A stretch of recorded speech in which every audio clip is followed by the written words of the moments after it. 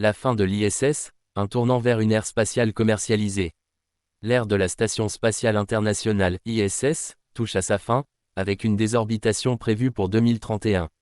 Après plus de 2 décennies de recherche scientifique et de coopération internationale en orbite basse, une question se pose: quelles structures prendront le relais pour garantir la continuité des missions spatiales et de la recherche en microgravité?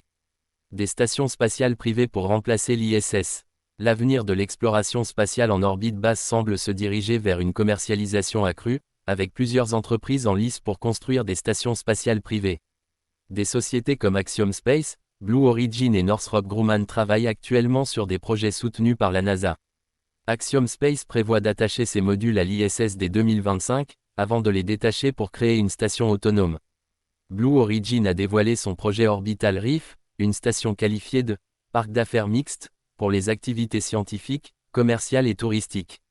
Northrop Grumman, de son côté, développe une station axée sur la recherche gouvernementale et commerciale. Cependant, ces initiatives soulèvent plusieurs défis. Les stations privées pourront-elles égaler les capacités scientifiques et collaboratives de l'ISS? Et à quel coût? L'avenir de la recherche scientifique en orbite basse. Depuis sa mise en service en 2000, l'ISS a permis des avancées significatives en biologie, physique, médecine et exploration spatiale. Les expériences en microgravité menées à bord ont transformé notre compréhension des processus terrestres et spatiaux. Avec l'avènement des stations privées, plusieurs inquiétudes émergent. Accessibilité financière, la privatisation pourrait augmenter les coûts, rendant la recherche en orbite moins accessible pour des organisations publiques ou des pays aux ressources limitées. Capacité technique, les stations privées auront-elles des laboratoires suffisamment avancés pour soutenir des recherches complexes? Coopération internationale, l'ISS était un modèle de collaboration mondiale.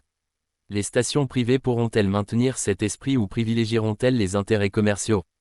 Pour assurer une transition réussie, la NASA a lancé des programmes comme le Commercial Leo Development afin de soutenir le développement de ces nouvelles plateformes et garantir la continuité des missions scientifiques. Un tournant décisif pour l'avenir spatial.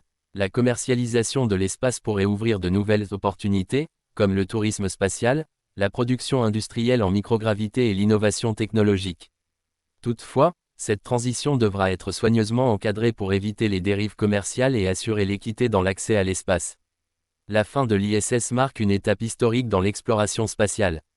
Reste à voir si l'ère des stations privées pourra perpétuer l'héritage scientifique et collaboratif de cette emblématique station. Une chose est certaine, l'avenir de l'orbite basse s'écrit dès aujourd'hui.